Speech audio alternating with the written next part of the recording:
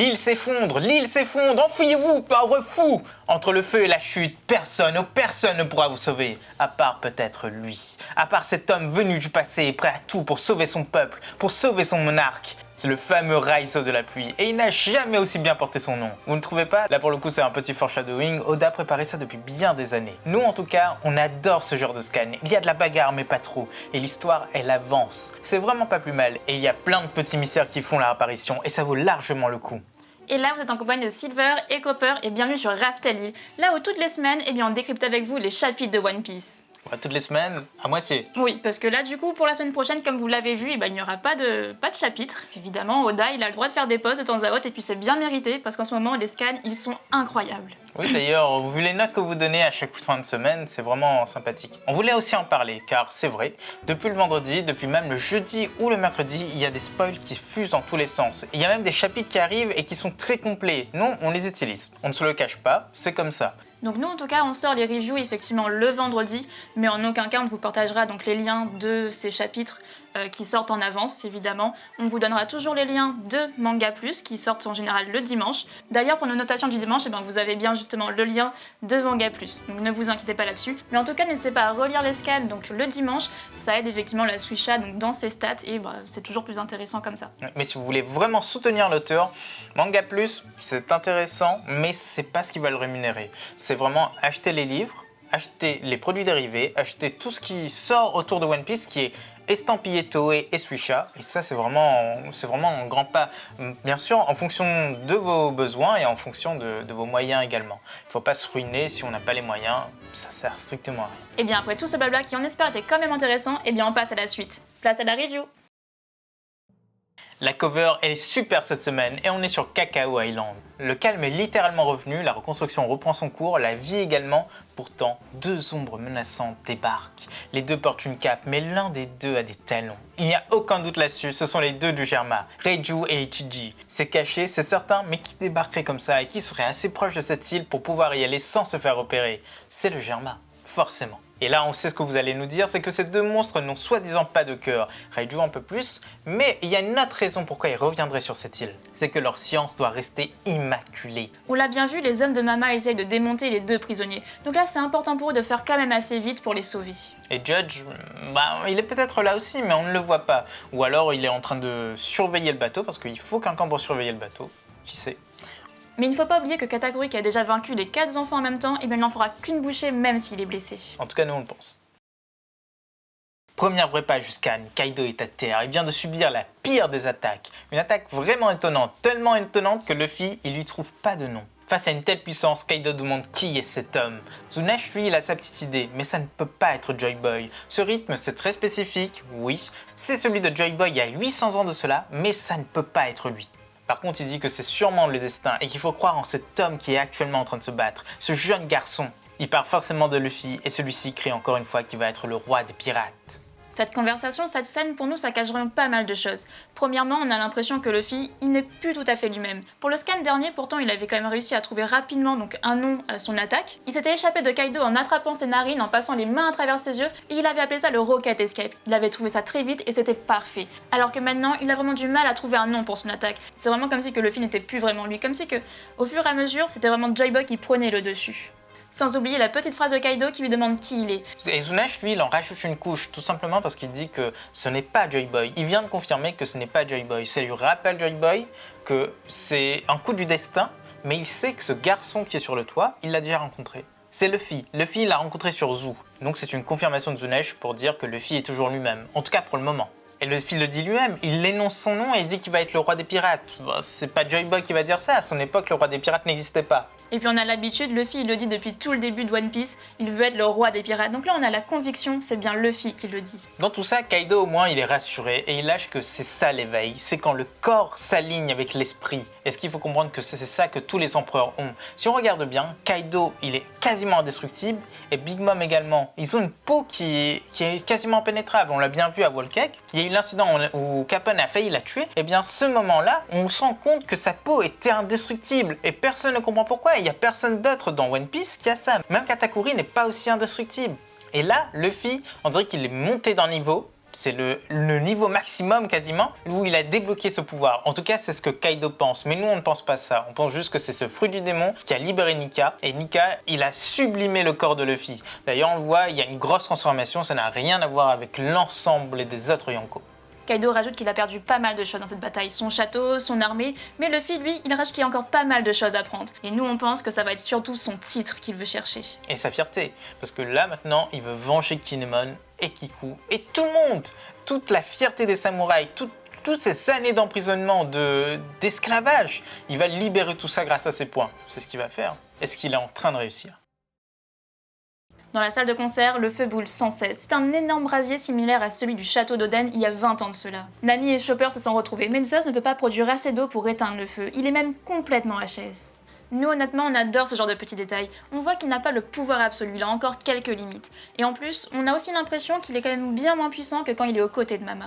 Les 100 bêtes sont peu à peu isolés comme les pirates du cœur. Beppo est dans un sale état, mais rassurez-vous, il n'est pas brûlé. Comme pour Chopper, il résiste quand même très peu à la chaleur. Après tout, c'est un ours polaire et Chopper, c'est un renne. Les deux vivent normalement dans le froid, en tout cas dans des milieux qui ne sont pas extrêmement chauds, et il perd son utilité, le pauvre Beppo. Mais il y a un truc qui nous gêne énormément avec lui, c'est qu'il n'a rien fait dans cette guerre. Mais strictement rien fait. Est-ce que vous l'avez vu combattre un opposant, mais un opposant assez puissant? Non, pas du tout. Nous, au tout début, on croyait qu'il allait se battre avec au moins un Tobiropo aux côtés des Mugiwara. On se disait que les Tobiropo sont tellement forts que les Mugiwara auront du mal. Et c'est là que les hommes de Kid et les hommes de l'eau auront leur utilité. Eh ben, c'était pas le cas. Et la forme Sulong, c'est vrai qu'il aurait pu l'utiliser, il y avait la lune qui était présente pendant tout un moment, et pourtant il n'a pas du tout utilisé son pouvoir. On a vu la forme Sulong de Wanda. Wanda, pour nous, elle est moins importante que Beppo. Je sais pas pour vous, mais dites-le en commentaire si vous trouvez que Wanda, c'était le Sulong à voir. Mais nous, on trouve que Beppo, c'était le Sulong à voir. C'est un ours polaire totalement en berserk. On voulait voir qu'est-ce qu'il donnerait. Ça devait être ça, son hyper méga level up, qui aurait donné beaucoup d'importance au personnage, qui aurait fait que beaucoup de gens auraient aimé ce personnage, mais on parle pas trop vite parce que la bataille n'est pas finie. On pense pas qu'il va l'utiliser contre qui le mec qui va... La Beppo va tuer Kaido de lui-même en se transformant en Sulong. C'est vrai qu'on a un peu l'impression du coup qu'Oda met un peu au second plan les personnages de l'équipage de l'eau. C'est un peu dommage, on a vraiment envie qu'il les développe, mais on verra par la suite.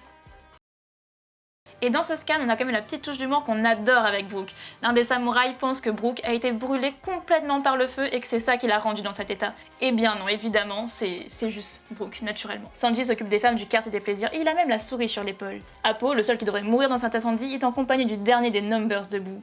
Et comme l'autre n'arrive pas à l'aider à s'enfuir, eh bien il le menace. Les Numbers aussi, on trouve qu'ils sont passés au second plan parce qu'ils avaient l'air hyper puissants, mais petit à petit ils ont tous tombé et ils n'ont rien fait de très particulier. Et celui-ci, qui a une tête de Satan, on croyait qu'il aurait fait quelque chose de grandiose, parce que le chara-design, il est énorme, il est super bien fait, et pourtant, encore une fois, il y a des personnages comme ça où Oda se donne la peine de créer un gros chara-design, comme pour Raisin sur Wall Cake, il fait passer ça au second plan. On a envie de dire que c'est bien parce que ça montre que le manga a tellement d'attributs, tellement de potentiel qu'on peut se permettre de gâcher certaines choses pour mettre en avant des choses encore plus grandes. Et Usopp, lui, ne s'en sort pas mieux. Il fait pousser des plantes qui arrosent les alentours, mais elles crament directement. Il fait bien trop chaud ici. Lui qui n'a battu aucun Tobiropo, eh bien on pense que sauver Kinemon et Kiku, eh bien ce sera là sa vraie victoire. Cette situation-là, ça ne vous rappelle rien? Eh bien souvenez-vous à la fin d'Enies Lobby. Il y avait un antagoniste qui arrivait et qui était presque imbattable, qui ne faisait aucune distinction entre les ennemis et les alliés. Eh bien c'était le Buster Call, et là ici, c'est le feu. C'est exactement la même situation. Encore une fois, nous on le répète, Enies Lobby, c'est la même chose que Wano. En tout cas, Wano, c'est le reflet d'Enies Lobby. Oda adore faire ça, adore que son œuvre soit cyclique, entre guillemets, avec beaucoup de références au passé de One Piece. C'est ça aussi la richesse de One Piece, c'est que c'est assez long pour le faire sans dénaturer l'œuvre. Mais bref, dans tout ça, c'est vraiment le reflet. Là, le feu est imbattable et le Buster Call, soi-disant aussi. Sauf que maintenant, il y a quelque chose qui change. La présence de deux autres alliés qui vont pouvoir tout changer. Le premier, c'est Raizo de la pluie. Et lui, il a un fruit du démon, mais qui est un peu caché. On l'a vu l'utiliser contre Kaido. C'est le fruit du rouleau. C'est le Maki Maki no Mi. Et là, Raizo, il a un plan. Il a tout prévu. Il ne veut absolument pas que tout ce qui s'est passé il y a 20 ans au château se reproduise cette fois. Donc là, il va sortir son rouleau. Quand il était sur Zou, il avait vu Zunej se doucher, il a récupéré une énorme quantité d'eau, et donc là forcément il va la ressortir. Son fruit lui permet de stocker tout ce qu'il veut. Et d'ailleurs, on l'a vu lors de son combat contre Kaido, il avait stocké son Poro-Brave. Et bien là, il va faire la même chose, il va libérer toute l'eau qu'il avait stockée. Et ça montre que c'est un fruit qui est assez intéressant. Jusque-là, il était quand même mis au second plan, on le voyait que très peu, on avait l'impression que ça servait pas vraiment à grand chose, et finalement son fruit est vraiment très important. Il reproduit ici cette eau qui déferle vers Jinbei. L'ex Shichibukai détourne directement l'eau et inonde tous les étages avec celle-ci. Tout le monde est sauvé. Hélas, Onigashima commence à vaciller. Le coup était-il bien trop puissant ? Eh bien c'est possible car les nuages de Kaido sont à leur limite. Il est bien trop affaibli et l'île tombe. Alors que Luffy, lui, il se tient face à Kaido avec une nouvelle arme à la main, un éclair. Et là, c'est la fin du scan. Et que se passe-t-il ici? Mais que se passe-t-il? Ener, il va être totalement jaloux. Luffy, il a un éclair dans la main. Comment ça peut être possible? Est-ce que c'est un pouvoir de Nika? Non, on ne pense pas, parce que sinon on l'appellerait le dieu de l'éclair et non pas le dieu du feu. Là, c'est autre chose. Si on regarde aux alentours, on voit énormément de nuages et énormément d'éclairs. Ça, c'est lié au pouvoir de Kaido. Pour nous, c'est une sorte d'éveil qu'il a toujours eu. C'est quand le fruit du dragon s'éveille, il y a des nuages qui se forment et il peut changer le temps. Il peut ramener de l'orage avec lui. C'est souvent ça dans les mythologies. L'attaque de Kaido, c'est retourner contre lui, faire venir des nuages. Luffy, lui, Nika permet en fait de matérialiser son imagination. Et pour le coup, Luffy, il a poussé l'utilisation du caoutchouc de Nika à l'extrême et il peut tenir un éclair et il peut l'utiliser en tant qu'épée. Et cette arme, elle va être dévastatrice. Ça va être quasiment un one-shot parce qu'il n'y a pas tous les opposants qui pourront invoquer des éclairs et surtout, il n'y aura pas toujours des éclairs à chaque fois que Luffy va se battre. C'est vraiment une arme one-shot mais qui va être dévastatrice et qui va sans doute mener à la fin de Kaido.